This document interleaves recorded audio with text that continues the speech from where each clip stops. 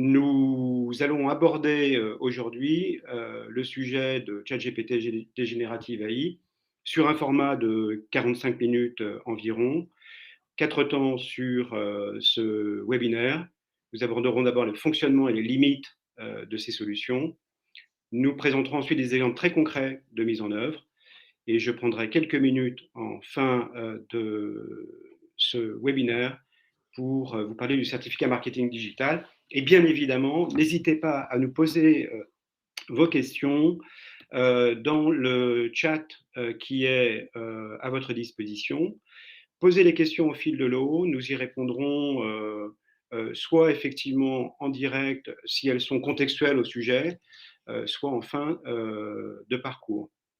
J'ai une première question de Karine. Oui, le webinaire sera enregistré. Donc merci de nous avoir rejoints aussi nombreux pour ce grand sujet.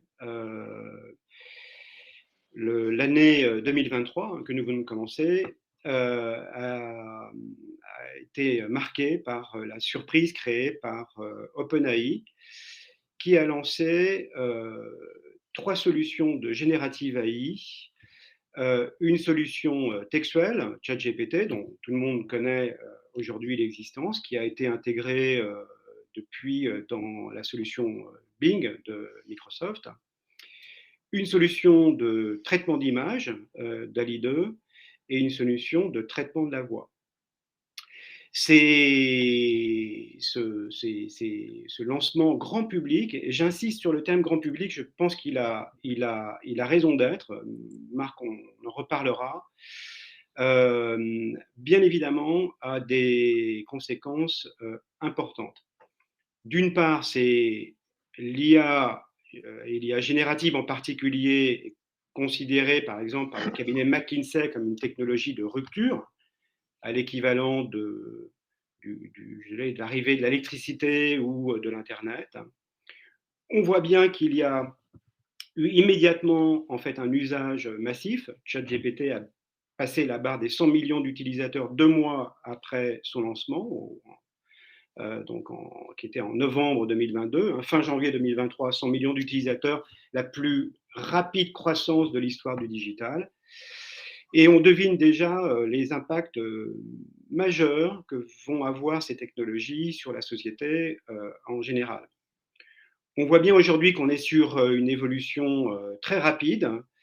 Hier soir, OpenAI a tenu une conférence pour le lancement de ChatGPT 4, la nouvelle version, ou l'évolution par rapport à la version de ChatGPT 3.5, dont nous reparlerons tout à l'heure.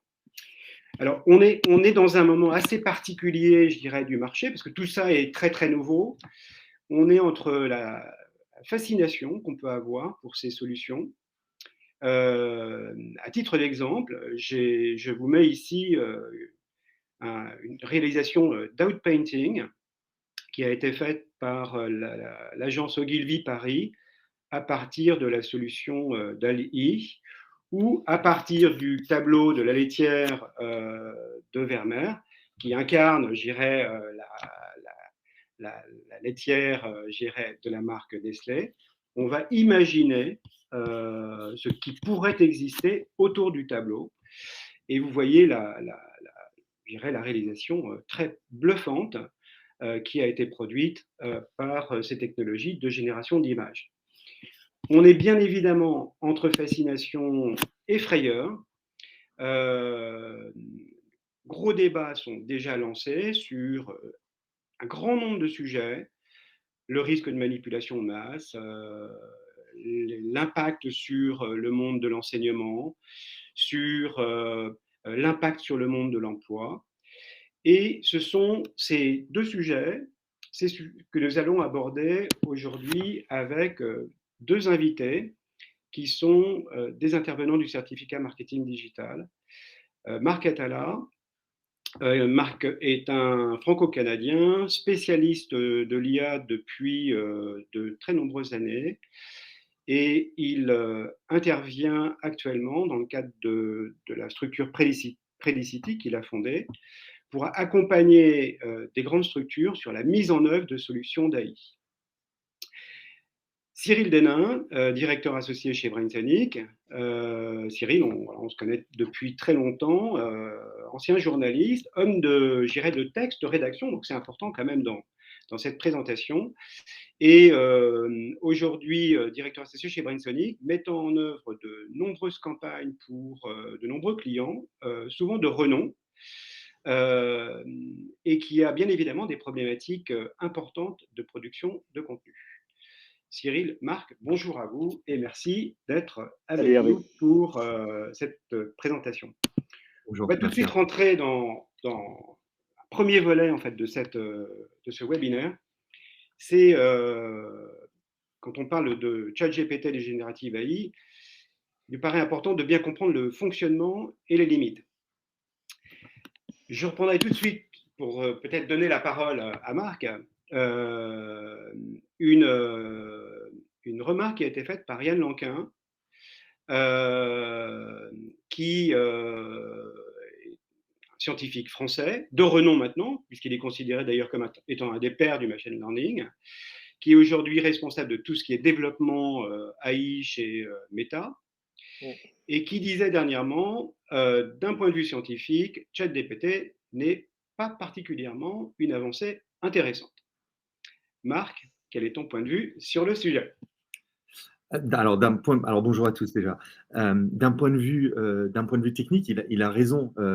La révolution au niveau du NLP, donc du Natural Language Processing, qui est utilisé dans ChatGPT, date depuis 2017. On va en parler tout à l'heure. Donc d'un point de vue technique, il a raison. La vraie révolution, c'est en novembre dernier quand OpenAI nous l'a mis à disposition et qu'on a pu tous l'utiliser d'un point de vue conversationnel, humain, etc. Voilà. Alors, effectivement, donc il y a plein d'applications en fait. L'IA existe depuis un certain temps. Personnellement, je travaille dans l'IA depuis 2007-2008. Et on a plein d'applications qui existent aujourd'hui. Vous le vivez ne serait-ce qu'avec vos smartphones. Hein. On a tous des smartphones avec euh, plein d'applications IA qui sont dedans. Chez nous, on a toute la domotique. Donc, si vous avez des Google Home ou bien des Alexa ou même des Siri, vous êtes capable d'allumer, d'éteindre vos lumières. Vous êtes capable de faire plein de choses en fait aujourd'hui avec tous ces outils. On parle un peu de finance. Si on a eu autant de flexibilité avec les Google Pay, les Apple Pay, les Revolut, etc., c'est parce qu'aujourd'hui, on a des outils d'IA qui permettent de détecter de la fraude plus facilement. Donc, si ce n'était pas le cas, on n'aurait pas cette souplesse au niveau, des outils de paiement. La mobilité, j'en parle même pas, parce qu'on est tous autour de ces sujets en ce moment avec les voitures autonomes. Alors, il y a plein d'acteurs qui jouent dedans. Waymo, qui est la structure de Google, mais également Uber et Tesla. On en a parlé tout à l'heure, des assistants intelligents dans nos téléphones, hein, qui vont très très loin. D'ailleurs, je trouve que, par exemple, les outils de navigation type Google Maps sont extrêmement utiles parce que c'est là-dessus qu'ont été basés tous les services type Uber, où ils précalculent les courses, ils calculent les temps morts des miles des conducteurs, etc. Donc, c'est assez intéressant. Il y a plein de choses qui sont dans nos téléphones qui sont effectivement tournées autour de l'IA dont on ne se rend pas compte. Maintenant, dans WhatsApp, il me traduit automatiquement des conversations s'ils ne sont pas en français pour me donner le langage, pour me faciliter la lecture du langage. Et après, on a toute une autre série d'applications. Alors, on le voit dans les social media, hein, donc quand on est dans Insta ou Facebook, qui nous proposent effectivement que des textes qui nous intéressent par rapport au contexte de mes recherches avant. Pareil avec la publicité, et je pense qu'on va en parler tout à l'heure. Musique et vidéo, aujourd'hui, on a la possibilité de jouer avec de la vidéo, de la musique, des images de façon très aisée, sans compter le fait qu'ils nous proposent aussi aujourd'hui des contenus qui sont extrêmement intéressants. L'IA et la santé, évidemment, sur le diagnostic. Ça permet d'avoir des diagnostics plus intéressants. AlphaFold, qui est une application de DeepMind qui permet de découvrir des nouvelles molécules. Ils utilisent de l'IA. Et enfin, les jeux vidéo. Je ne sais pas si vous avez joué récemment à certains jeux, mais c'est plus vrai que vrai maintenant, grâce à l'IA, avec des calculs de rendu, etc., qui donnent cette souplesse en fait dans le jeu. D'accord. Donc, ce que tu nous dis, Marc, c'est que en fait, les applications d'IA sont déjà les applications Oui, qui sont dans notre vie sous différentes, en fait, finalement, modalités, oui, et que, en fait, les LLM, donc ces génératives AI, ne sont que des aspects de l'IA. C'est bien ça oui. le message? Oui, oui. Alors, les LLM, alors c'est Large Language Models. C'est effectivement, comment dire, c'est effectivement un type d'apprentissage automatique qui est capable d'effectuer une série de tâches de traitement de langage, donc du NLP dont j'ai parlé tout à l'heure, et notamment pour ce qu'on voit là, hein, la génération de texte, la classification de texte, la traduction, la génération conversationnelle, etc. Et donc, ces outils sont basés donc, sur des résonances, sur des algorithmes, hein, donc qui sont basés sur des réseaux de neurones, et notamment ChatGPT, comme on le voit, qui est autour de la génération de texte, du dialogue maintenant, sont en train d'apparaître. Et d'ailleurs, le ChatGPT 4 qu'on a vu apparaître hier soir serait tout à fait à droite, donc qui serait un mélange de génération de texte et de conversationnel. Et la grande force de ChatGPT 4 aujourd'hui, c'est que on est aujourd'hui limité à du texte avec le 3.5, et la version 4 va pouvoir nous répondre avec des images et des vidéos. Et ils sont même en train d'utiliser ces avancées pour faire en entrée des images et des vidéos également. Donc, on va avoir quelque chose de ce qu'on appelle multimodal. Voilà. D'accord. Euh, En fait, je parlais tout à l'heure de sortie grand public. Euh, Tu disais effectivement des technologies de 2017 qui arrivent en fait 2023 Oui, sur le marché. Donc, ce qu'on pourrait dire, c'est que OpenAI sont les premiers à avoir euh, mis à disposition du grand public ces technologies, mais est-ce que des structures, des sociétés comme Google, par exemple, sont plus avancées sur le plan oui. technologique ou pas? Alors, oui, alors il y a la petite guerre Google, OpenAI, Microsoft. Tu as raison, Hervé. En fait, les large language models sont juste des algorithmes. Alors, ces algorithmes, dans le mot large, en fait, on fait référence à des paramètres. Donc, le nombre de paramètres qui sont utilisés pour effectuer ces tâches, notamment les plus performants, dont ChatGPT, utilise 175 milliards de paramètres. Et effectivement, il y avait une course à l'IA qui existe donc entre Google et le reste du monde. Et Google était, on va dire, un des pionniers dans ce domaine. Donc, effectivement, on est en train de vivre une sorte on va dire de course à l'armement entre ces technologies en ce moment. Alors, moi la seule chose que je dirais, c'est on cherche des applications. C'est un peu un marteau qui cherche un clou. On cherche des applications pour ces outils. Je pense qu'il va falloir faire un pas en arrière et voir comment on peut les utiliser à bon escient et comment ça peut rendre nos vies plus intéressantes et plus faciles, et pas juste des gadgets ou des choses qui vont potentiellement ne pas être intéressantes pour l'homme. Voilà. D'accord. Justement, venons-en au fonctionnement. Globalement, comment fonctionne en fait finalement un outil comme Oui, ChatGPT? Parce que oui. pour bien les utiliser, il faut comprendre un peu déjà quelle est la logique de fonctionnement derrière. Oui, oui, tout à fait. Alors, déjà, dans l'acronyme de ChatGPT, on a GPT veut dire Generative Pre-trained Transformer. Le mot important là-dedans, c'est le mot transformer qui a été créé par Google en 2017. C'est en ça que Lequin, je pense, Yann Lequin dit à juste titre, c'est pas vraiment une révolution parce que depuis 2017, en fait, on a ces approches de transformers qui existent. Alors, Google l'a sorti en 2017 dans un papier qui s'appelle Attention is all you need, qui détaille un nouveau type de transformer utilisé dans ce qu'on appelle le NLP, le Natural Language Processing. Hein, c'est toute l'analyse sémantique qu'on fait aujourd'hui. Donc, ils ont démontré que leur transformer, basé sur ce qu'on appelle une fonction d'attention, c'est important hein, ce mot de self-attention, cette fonction d'attention, qui est en fait un réseau de neurones spécifiques, permet d'être entraîné plus rapidement que les autres architectures qu'on avait avant. Donc, les autres architectures, c'était des RNN, de Recurring Neural Networks, ou des Convolutional Neural Networks, et CNN. Et donc, dans ce domaine-là, ils ont fait un bond en avant très fort avec cette approche-là. Et tout ce qu'on a aujourd'hui est un peu basé là-dessus. Alors, dans ces transformers, on a également des transformers qui permettent de comprendre le langage. C'est-à-dire que je prends un texte et j'en ressors des concepts. Chose que ne fait pas vraiment le chat GPT, qui lui doit générer en fait du contenu. Et donc, comment il génère du contenu pour aller un peu plus loin. Donc, effectivement, c'est un immense modèle qui a 175 milliards de paramètres. Et donc, ces réseaux de neurones qu'on appelle des deep neural networks vont générer des résultats basés sur des patterns qui vont apprendre dans les données. Alors, ces architectures qui sont basées sur les fameux transformers dont j'ai parlé tout à l'heure permettent à un modèle d'apprentissage automatique d'identifier les relations entre les mots dans une phrase, indépendamment de leur position dans le texte, hein, c'est là où c'est très fort, en utilisant cette fonction de self-attention, donc, dont je parlais tout à l'heure, dans cette fonction d'attention, comme principal mécanisme justement pour capturer les relations entre les mots. Donc, les relations entre ces mots sont des séquences qui vont être calculées à l'aide de scores. Donc, c'est des vrais maths, hein, il va calculer des scores.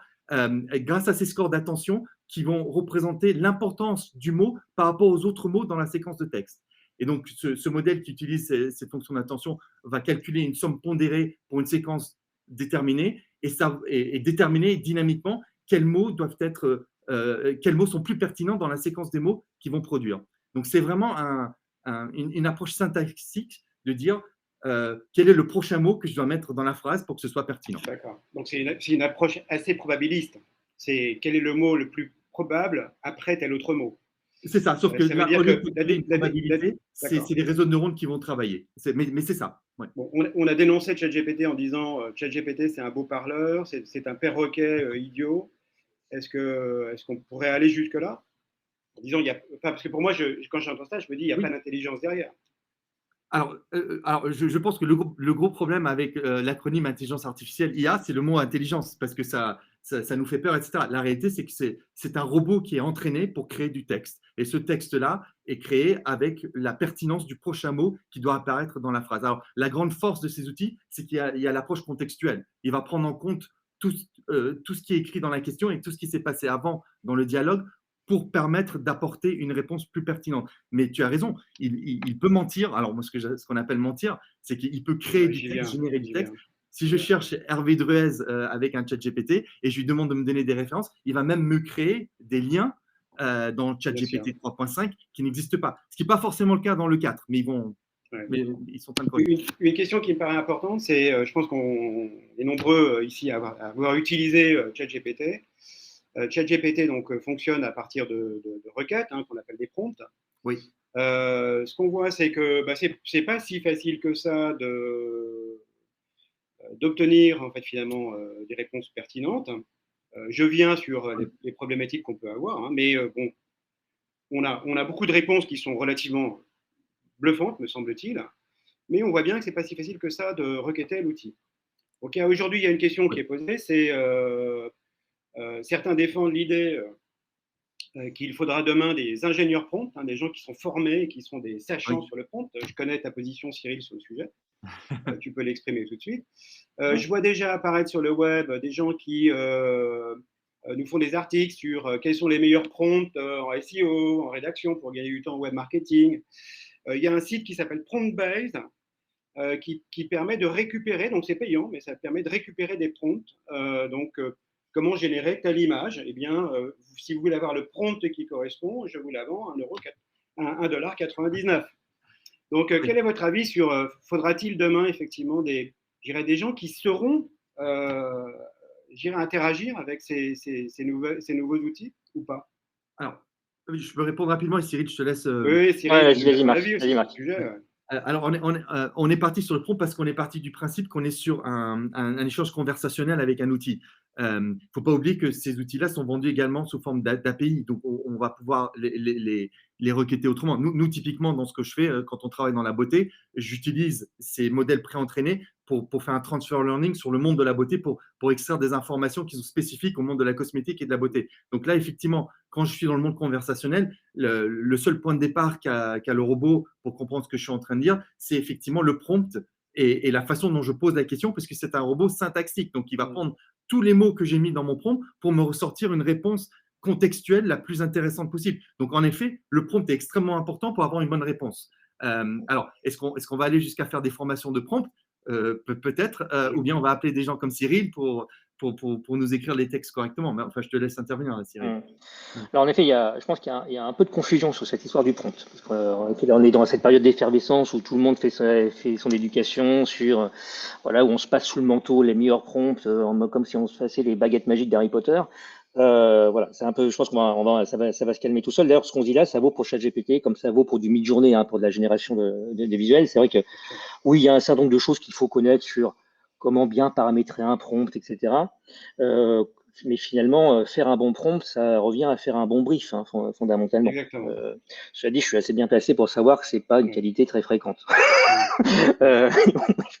Euh, mais au-delà de ça, pour moi, c'est pas la maîtrise technique du prompt ou savoir quelles sont les variables sur lesquelles on peut travailler pour du mid-journée qui va faire la différence d'un prompt qualitatif. C'est vraiment la maîtrise de son sujet. On en revient là-dessus. Dans ChatGPT, si on veut lui faire faire, je sais pas, voilà, une disserte sur, je sais pas, sur l'informatique quantique, voilà. Plus on en saura déjà un peu sur l'informatique quantique, plus on sera capable de donner un brief qui lui permettra de produire quelque chose de correct, en fait. Voilà. Donc, on en revient toujours à ça. Et pareil, sur de la génération visuelle, moi, je sais, hein, je peux m'y coller. Si, là, je pourrais appeler mes camarades de jeu de la création à côté. On pourrait tous les deux se donner un challenge. Je vous assure que si c'est moi qui le fais, ça va pas être terrible comme résultat. Par contre, si c'est un vrai concepteur-rédacteur qui pense, qui est créatif, le résultat va être radicalement différent. Donc, c'est pas une question de maîtrise technique des paramètres, c'est vraiment une question finalement de créativité et d'expertise sur un sujet, ce qui est plutôt assez rassurant sur le sujet. Parce que n'oublions pas, je rappuie, c'est ce que disait Marc, le fait que ce soit avant tout des outils, moi j'appelle ça des sortes de monstruosités statistiques, monstruosité au sens où ça dépasse l'entendement. En fait, ce qui travaille, la donnée qui est brassée dépasse notre entendement. Donc on a du mal à croire que finalement uniquement quelque chose qui est statistique, probabiliste, puisse générer quelque chose qui ressemble à de l'intelligence. Mais fondamentalement, ça produit de la vraisemblance, ça produit pas du vrai. Donc seul un regard expert peut guider suffisamment ces outils, pour les amener à produire des choses qui sont plus vraies que vraisemblables, et surtout pour décider in fine si c'est vrai ou vraisemblable, ce qui est quand même très différent. Bien sûr. Voilà. Bien sûr. Alors, une question sur laquelle en fait on aurait pu mettre bien évidemment 50 slides, limites et risques.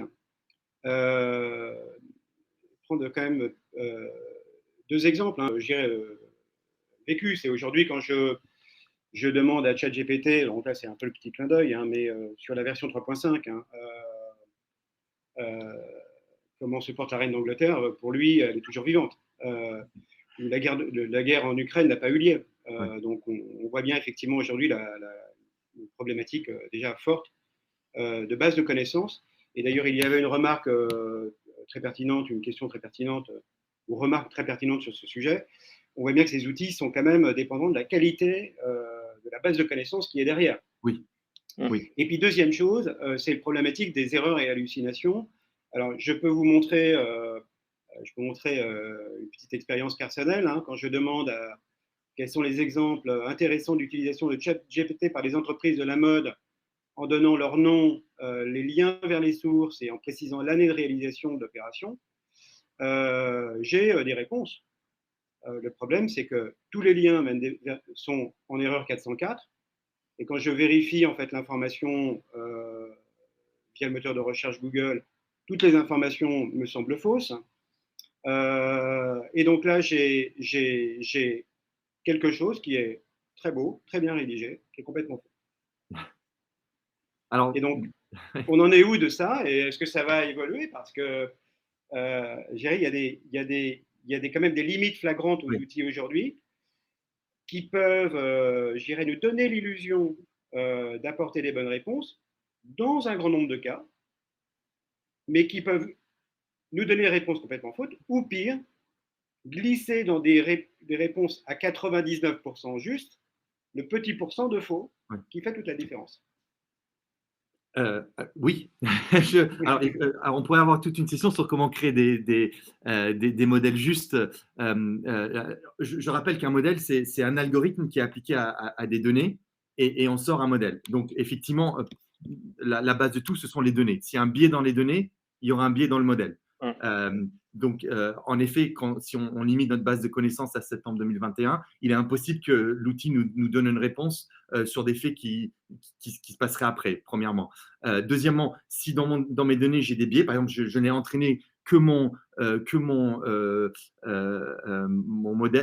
algorithme sur des données en espagnol, je ne pourrais jamais avoir une réponse en anglais, par exemple. Enfin, voilà. Donc, il y a également ce biais-là.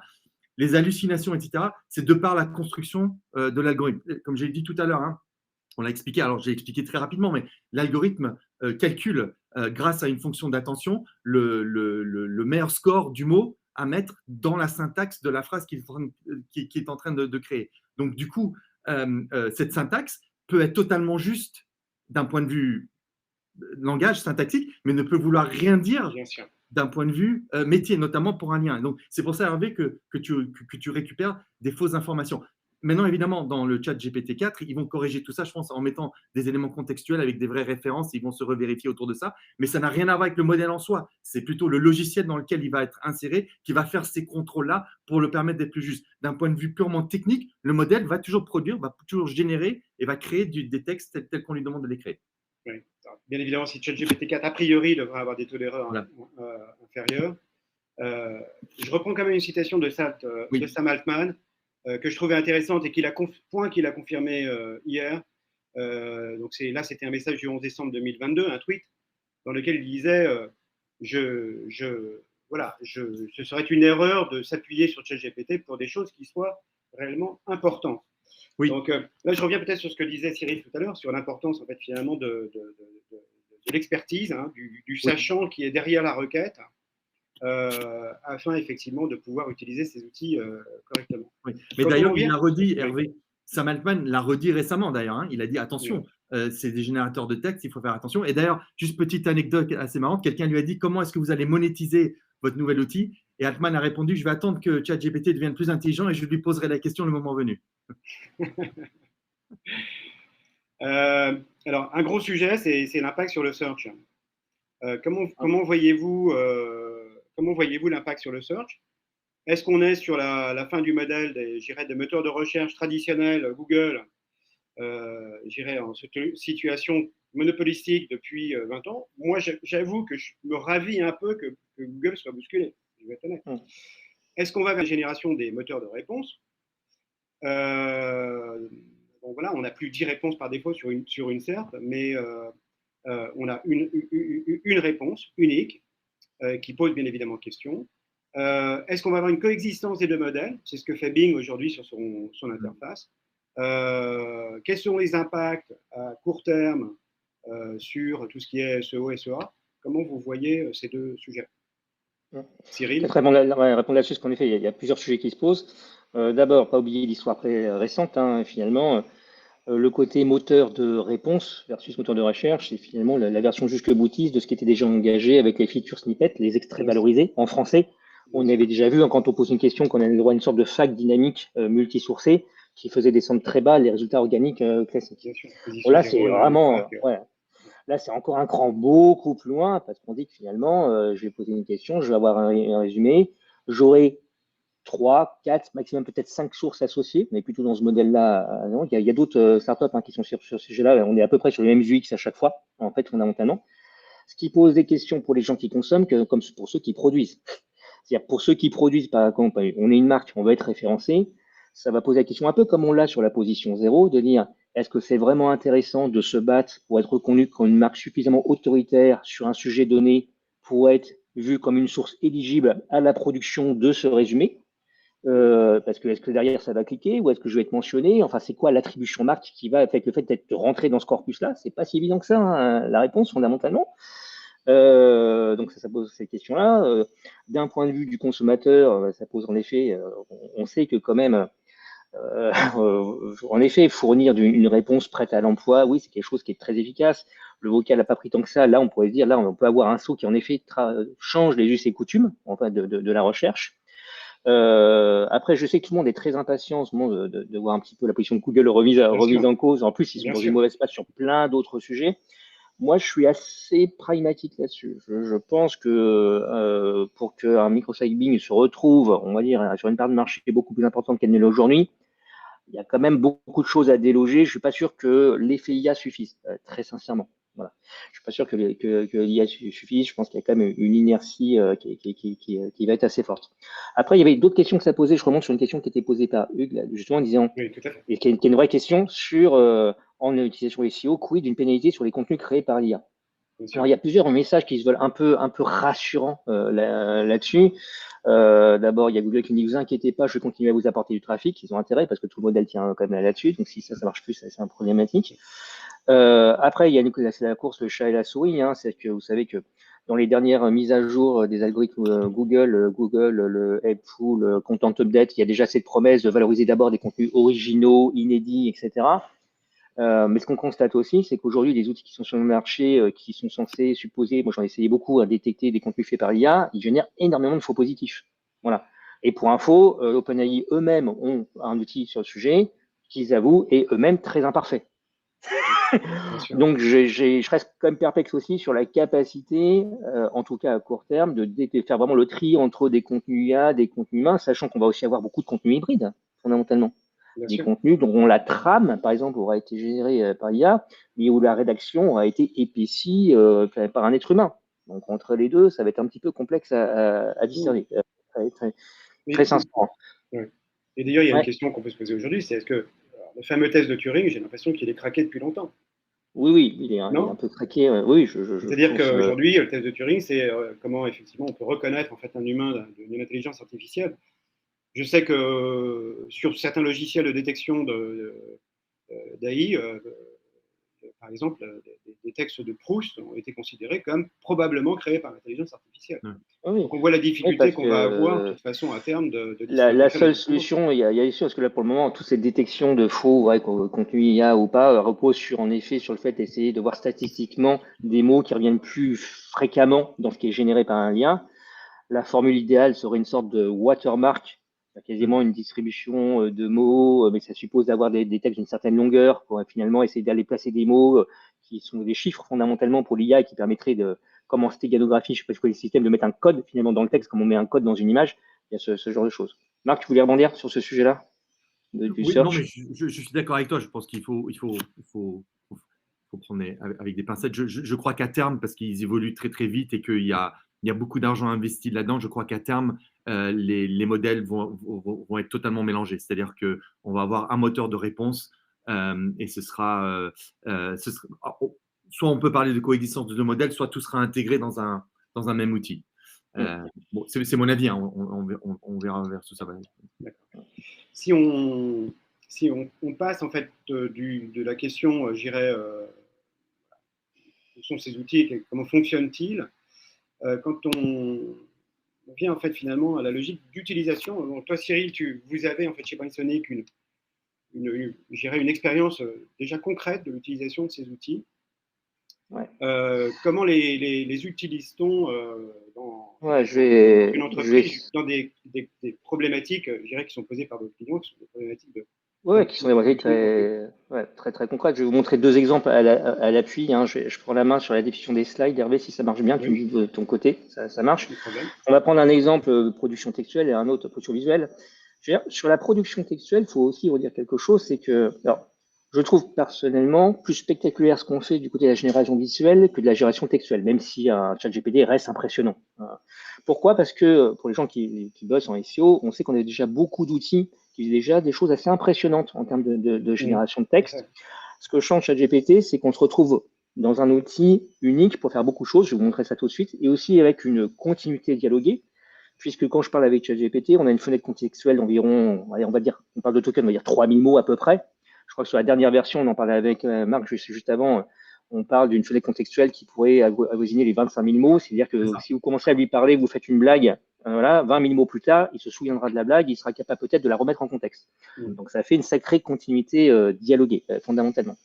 Parce qu'après, aujourd'hui, en effet, ce qui est intéressant, quand on travaille avec un ChatGPT, vous voyez ça, par exemple, c'est ce qu'on fait typiquement dans un outil SEO. Sors-moi les 50 mots populaires pour parler de parapente. Ça, n'importe quel outil SEO de base va vous le faire assez facilement. Là où ChatGPT est assez intéressant, il est très très bon parce qu'il est structurellement pensé pour ça, pour faire de la taxonomie. On va pas lui demander classe-moi ça par thème, classe-moi ça aussi par, je l'ai pas fait ici, j'aurais pu le faire par type d'intention de recherche, navigationnel, transactionnel, etc. Donc ça fonctionne très très bien. Et il aime bien aussi mettre en forme proprement les choses. Donc on peut lui demander de nous mettre tout ça sous un joli tableau. Et on peut bien sûr creuser peu à peu, faire une sorte de deep dive sur le sujet, en disant donne-moi 10 idées d'articles sur le sujet. Et puis pour une idée donnée, là j'ai pris la différence entre les ailes de parapente de performance et celles de tourisme, mais oui, il y a une différence. Finalement, de me donner 10 sous-titres. Donc ça, jusque-là, c'est pas très surprenant. C'est vraiment ce qu'on fait aussi avec des outils SEO de manière assez précise aujourd'hui. Là où ça devient un peu plus sympathique et là où on sort de ce que faisaient les outils SEO, c'est quand on lui dit stop, tu vas me faire deux versions différentes, un pour un public technique et un pour un public néophyte. Donc, encore là, mon bidule est un peu générique. Je pourrais être beaucoup plus précis. Et c'est quand on fait ce qu'on appelle du roleplay, c'est-à-dire on lui fait endosser, voilà, je lui dis, moi je suis Camille, voilà, c'est mon premier voyage à la montagne, je m'initie au parapente. Et quand on va vraiment qualifier le brief en termes de persona, que là, on va vraiment générer de la variation. Et là, c'est intéressant parce que parfois, ça met des choses attendues. Je l'ai fait sur pas mal de tests. Parfois, ça donne même dans une stratégie un peu argumentative, même pour faire une landing page, des sujets auxquels on n'aurait pas forcément pensé. Alors, plus on va le nourrir avec le persona, finalement, plus ça stimule l'exploration de son référentiel et de son corpus, et plus parfois il peut nous sortir des choses qui sont intéressantes, inattendues, auxquelles on n'aurait pas pensé, même s'il y a souvent à peu près 64% de la matière, on se dit oui, bon, ça j'aurais pu y penser tout seul comme un grand. Donc je l'avais fait sur cet exemple-là. Et puis bien sûr, là où c'est appréciable, c'est en effet, peux-tu rédiger 500 mots pour cette version destinée à un public néophyte. Après, on peut être un peu plus exigeant, mais là, on rentre dans les zones de risque. Si on peut dire maintenant, tu me reprends cet article, mais je vais y voir des chiffres clés, des citations, des choses comme ça, hein, pour rendre les choses comme un vrai article, plus vivant, plus actuel. Et là, dès qu'on commence à rentrer sur ce genre de choses, on rentre en zone de risque. Parce que là, on commence à considérer que GPT, c'est un moteur de recherche. On voit encore beaucoup de choses sur Twitter, des gens qui disent, ça m'effraie, hein, très sincèrement, ils disent ChatGPT, j'ai arrêté d'utiliser Google, ChatGPT est tellement meilleur. Je trouve que c'est une phrase qui est un peu dramatique, très sincèrement. D'où l'importance, hein, on a fait en webinaire de rappeler la nature des choses. Aujourd'hui, ça n'a rien à voir avec un moteur de recherche, d'accord? C'est un outil probabiliste. C'est là pour assembler des mots. Juste ça, que ce soit vrai ou pas, il s'en fout. En fait, il assemble des mots, d'accord? Et là, d'ailleurs, plus on demandait des choses, des chiffres précis, plus il va dire des grosses bêtises, en fait. Hein. Donc, il va inventer des chiffres. Parce que si je dis beaucoup, je dis, ouais, il me faut des chiffres, il m'en faut 3 par paragraphe, il faut des citations. Il va faire tout ça. Oui. Et c'est bien la question, Cyril, c'est que dans cet article que tu lui montres, il est a priori bien rédigé, il y a des chiffres qui paraissent convaincants, mais s'il n'y a pas de vérification derrière, ça pose problème. Oui, c'est un drame absolu. Hein. Pour info, hein, c'est ce qu'a fait CNET, hein, qui, sans trop le dire dans un premier temps, avait fait générer des articles sur des conseils financiers. Le Washington Post est passé dans le coin et a tout démonté, a tout débunké en montrant que c'était bourré d'erreurs du genre assez fatales en fait. Hein. Donc ils ont mis un petit ticket sur leurs articles générés par une IA, réédités par un être humain, ce qui n'était vraisemblablement pas le cas sur les premières versions de ces articles.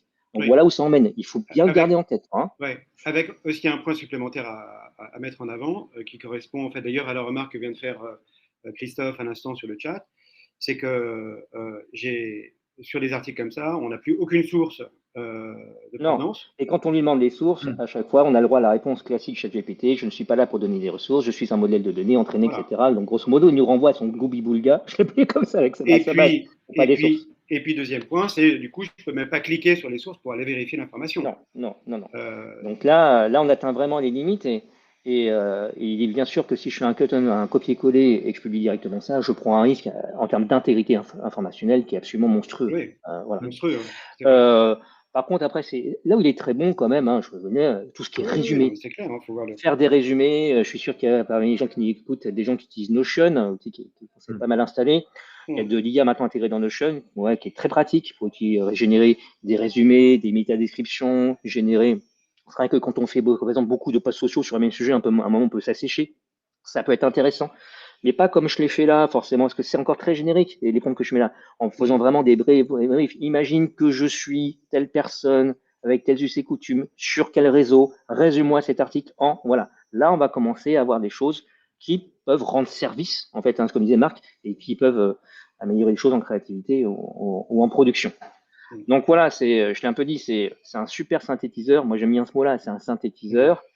Ça produit, mais attention, c'est vraisemblance versus vrai. Je reviens là-dessus, c'est fondamental. Si on n'a pas compris ça intimement, on peut produire des grosses bêtises. Et oui, comme dit Rodolphe, question idiote, réponse idiote, en effet. Dans les questions. Et donc on dit toute l'intelligence est dans la question, mais c'est vrai qu'on va revenir quand même à ce concept-là. Parce que déjà, on s'est posé des questions intelligentes à l'outil. Et derrière, est-ce qu'on est capable effectivement Ouais. de Une contrôler, de question, vérifier l'information qui nous est ouais. donnée? Une question, parce que c'est vrai, quand on parle de specs, il y avait une question de Mickaël là, sur le côté droit d'auteur. Aujourd'hui, on rentre un peu en no man's land. J'ai vu des premières jurisprudences américaines, pas européennes, où en effet, où en fait, ça a été retoqué. D'accord? On a dit, apparemment, il y a une génération IA, il n'y a pas de droit d'auteur applicable. Mais c'est que le début là-dessus. Donc, sincèrement, je ne suis pas juriste, je vois juste un petit peu des premières décisions arriver ici et là. Oui, et c'est C'est non seulement plutôt authentique. Ouais. ouais, droit d'auteur, mais aussi plagiat, Mm. qui pose la question.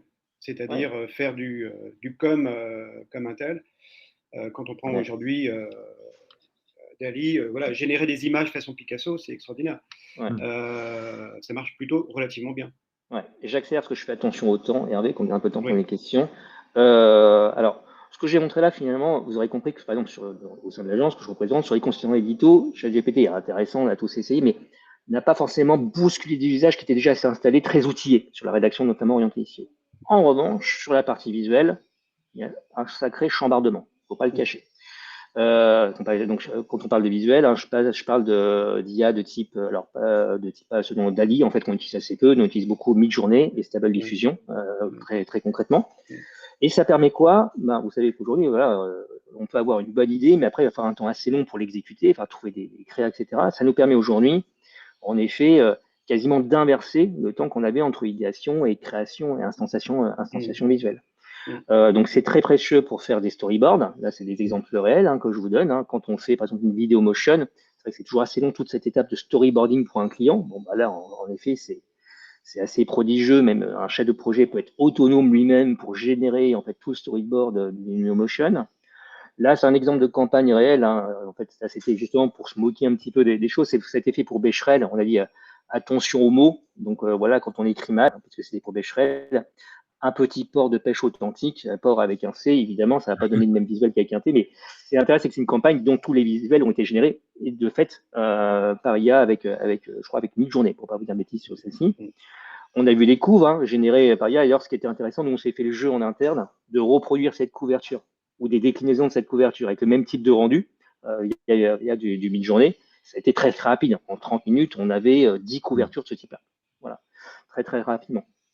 Ça donne lieu d'ailleurs à des nouvelles disciplines quasiment. On parle en ce moment de scintographie. Voilà, donc c'est toutes ces photos qui ont tous les attributs du réel sans évidemment pouvoir être réelles.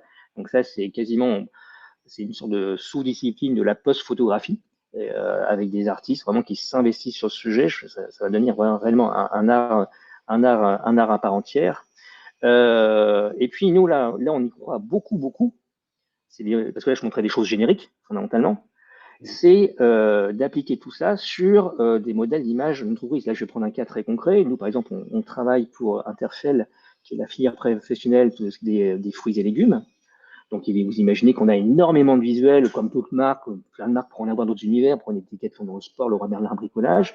Et là, l'idée, en fait, c'est d'entraîner une IA sur une banque d'images donnée, voilà, pour lui faire produire ensuite tout simplement des déclinaisons dont on a besoin. Donc, je vais montrer voilà, cet exemple très concret. Voilà, vous avez un visuel original, et puis on a dû changer des fruits et légumes. Et bon, ça prend aujourd'hui 2-3 minutes. OK. Et tout ça avec les look and feel auxquels le client est habitué, en fait, tout en respect. Donc ça, on y croit beaucoup, on investit beaucoup ici. Donc aujourd'hui, lorsqu'on rentre un nouveau client, je pense que de plus en plus, on va aussi instancier quasiment un moteur en IA entraîné sur l'ensemble de ces visuels, en fait, pour être capable de générer très rapidement de décliner des visuels sans refaire du pack shot, sans refaire de la production Photoshop qui va demander des jours de travail. Donc ça, c'est très très concret. Ça change déjà beaucoup de choses dans le flux de travail en fait des équipes ici. Hein, vous imaginez bien. Ça nous a déjà et c'est très opérationnel. On travaille pour des clients comme Leroy Merlin, comme Leclerc. Et évidemment, on peut décider de campagne dans des délais très très rapides selon le contexte de l'activité. Là, aujourd'hui, ça fait gagner des jours entiers. Ça change pas mal de choses réellement. C'est très très très concret. Et ce n'est que le tout début de l'histoire là-dessus. D'accord. Une question de Michael, qui est propriétaire des images créées par Midjourney ou Dali. Est-ce que c'est l'IA générative ou l'auteur du prompt? Alors en fait, Je vais un peu détourner la réponse parce que quand on fait, en fait, nous, quand on fait une campagne, on ne produit pas seulement des assets visuels, on produit aussi la conception-rédaction qui va avec. D'accord? Celle-là, elle est très originale. Donc, en fait, l'ensemble, il n'y a pas de souci. L'ensemble, en fait, représente une création originale. Après, si ce n'était que des visuels sans texte ou autre, aujourd'hui, je suis pas sûr que la réponse soit très très claire, en fait, sur la propriété effective. C'est une bonne question. Hein. Voilà, c'est une bonne question. Je pense que sur l'avis, c'est l'auteur du prompt, mais ouais. dans les conditions générales d'utilisation. Mais je pense que si dans l'API payante, Hervé, Cyril, si tu es dans l'API payante, je pense que ça doit appartenir aux deux. Enfin. Mais bon, c'est vrai qu'il y a Ouais, je vois une remarque de Rodolphe sur la différence entre IA utile et IA gadget. Ouais. Là, l'exemple que je montre, et je ne peux pas tout vous montrer encore, mais on a des exemples vraiment où là, nous, on a, voilà, c'est très concret. On a des accélérations de campagne. On n'est pas dans l'IA gadget. On est dans l'IA utile et dans l'IA utile parce qu'elle est nourrie. J'insiste là-dessus. Hein, c'était un peu mon comique de répétition, vous l'aurez compris. Elle a été nourrie. C'est pas des développeurs qui mettent des prompts et qui génèrent ces visuels. C'est l'équipe créative qui a un brief très précis en tête, qui connaît la marque. D'accord, qui prend la main là-dessus et qui va pouvoir justement la briefer de manière qualitative pour arriver aux résultats souhaités. D'accord. Une réponse rapide. Je laisse répondre Cyril, vas-y. Non, mais réponse rapide pour Kim. Hein, c'est un prompt, c'est simplement une requête qui est adressée en fait à une application de générative IA. Donc ça va être par exemple sur ChatGPT, donne-moi la liste des présidents de la République en France depuis voilà, par ordre antichronologique depuis Macron, ou ça peut être une requête qui est faite sur Dali, sur lequel on va taper la requête décide-moi un mouton. Donc voilà, c'est ce qu'on appelle le prompt. Et bien évidemment, le prompt a une importance colossale puisqu'elle va conditionner la qualité de la réponse qu'on va avoir. C'est la question qu'abordait tout à l'heure en fait finalement Cyril. Ouais. Il y a la question assez légitime de Alexandra, sur laquelle j'allais venir. C'est finalement avec ces IA. Et c'est vrai, nous on travaille, alors on a des équipes en interne ici de créa, on travaille aussi avec pas mal de freelance, et en ce moment, c'est vrai qu'il y a une anxiété, il ne faut pas le cacher, de dire, attendez, à un moment, que va devenir mon boulot hein, je peux l'avoir aussi des équipes éditoriales ici, il ne faut pas se le cacher. On n'est pas main à mi-main, donc c'est vrai que quand on voit les projets de mois en mois, c'est-à-dire à 3-5 ans, où on va, je ne suis pas sûr que quelqu'un le sache. Il faut rester assez modeste. Aujourd'hui, ce que je peux dire Alexandra là-dessus, c'est que, en fait, il n'y a pas l'apport des concepteurs graphistes, aujourd'hui, il reste complètement décisif. Ça permet d'accélérer les choses. Pardon. Ça permet en effet, oui, on économise du temps sur s'il avait fallu faire ce que je vous montre là à la mano, on irait passer voilà, quelques heures minimum en Photoshop. Donc forcément, il y a du temps économisé. Par contre, ça ne fonctionne bien sûr. Ouais, ça ne fonctionne que s'il y a bien du talent à l'initiative. Aujourd'hui, en tout cas. Bien sûr. On est à 47 minutes. Ce que je propose, c'est de prendre quelques dernières questions, mais après avoir présenté une conclusion rapide sur laquelle j'invite tout le monde, en fait, finalement, à réagir. Bon, de toute façon, c'est clair que l'IA, et en particulier l'intelligence artificielle générative, sera un sujet clé de 2023. On n'est que tout début de l'histoire, là, on voit que tout ça s'accélère et on a positionné ce webinaire, j'irais, très en amont du phénomène. Une chose est certaine, c'est que c'est une rupture technologique avec un impact sociétal majeur. Bill Gates parlait de changement du monde, nouveau monde qui apparaît. Des limites flagrantes des outils, mais une évolution rapide. Hein, on le voit entre la version GPT 3.5 et GPT-4, par exemple avec les corrections de tout ce qui est erreur, biais, hallucination. Mais nécessité absolue de prendre du recul, de garder la tête froide et puis de se mettre en phase de découverte critique et de comprendre comment utiliser correctement et à juste titre. Je reviens sur effectivement la remarque IA gadget, IA utile pour pouvoir, aborder en fait ces différentes solutions. Ça demandera de conjuguer l'intelligence humaine. Je pense que Cyril, tu as insisté sur ce point, c'est-à-dire l'expertise, la qualité des requêtes, l'intelligence humaine, de bien comprendre comment fonctionnent ces outils, leurs limites, l'intelligence artificielle, et surtout de s'appuyer sur une data de qualité qui pourrait être soit une data client, comme tu l'as montré à l'exemple, tout de suite en exemple, en fait, finalement, sur le secteur alimentaire, et une data, bien évidemment, qui ne soit pas biaisée, manipulée. Donc, il y a un gros sujet autour de la data, c'est clair. Ça demandera de la prudence, ça demandera certainement un minimum de formation pour comprendre comment les choses fonctionnent. Et puis, bien évidemment, il y a un grand débat, je dirais, philosophique, éthique, derrière tout ça. Le CCM Benchmark Group lance une formation ChatGPT bonne pratique. On n'a pas du tout une conviction sur le fait qu'il y ait demain des ingénieurs du prompt, mais peut-être une réflexion sur justement peut-être les bonnes pratiques, la bonne compréhension de l'outil. Et je finis, avant de retourner aux questions, ce webinaire est organisé par le certificat marketing digital, donc c'est le petit moment publicitaire de ce webinaire. C'est une formation qui a été lancée il y a à peu près une dizaine d'années de cela maintenant, qui est certifiante, éligible au CPF, 10 jours de formation. Je pense qu'il y a en ligne d'ailleurs les gens qui ont fait partie de la 25e promotion, dont nous avons eu le bonheur en fait d'avoir les présentations des projets, puisque au cours de ce parcours, chaque participant travaille en équipe sur un plan marketing concret. Et voilà, ce parcours est animé par un certain nombre de professionnels. Vous en avez eu 2 en face de vous aujourd'hui, qui sont tout à fait représentatifs des personnes qui interviennent sur ce sujet. Je reviens rapidement sur les questions. Une question de Karine. Peut-on faire un parallèle entre la création photo, j'ai perdu la réponse, la création photo et la peinture à l'époque?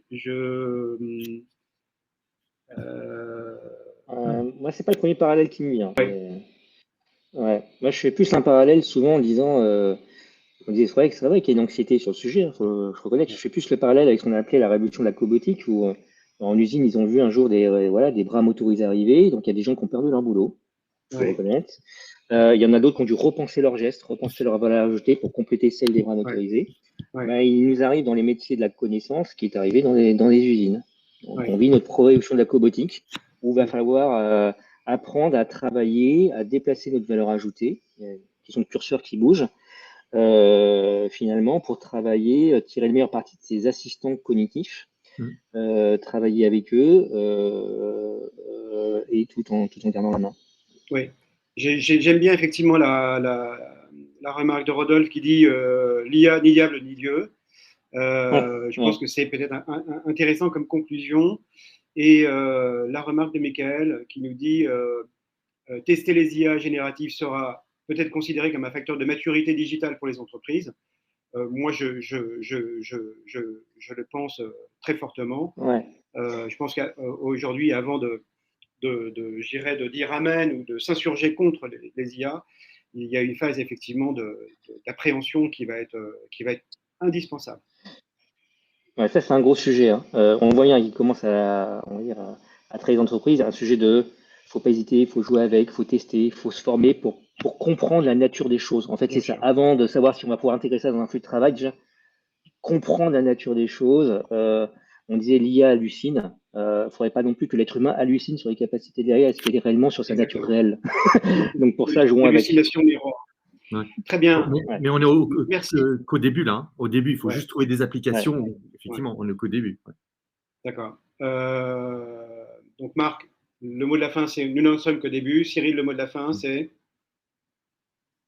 formons-nous, jouons avec et ne nous laissons pas berner non plus par la nature réelle de ces IA. D'accord. Voilà. Très bien. Plus on en aura une connaissance intime, mieux on l'utilisera. D'accord. Merci à tous d'avoir participé à ce webinaire. J'espère qu'il vous a apporté quelques éclairages.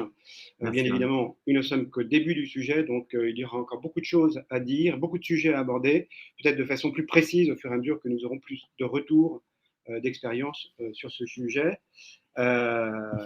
Merci à tous et à très bientôt sur un autre rendez-vous que nous organisons, je dirais, assez régulièrement sur différents sujets du digital. Merci. À bientôt. Merci.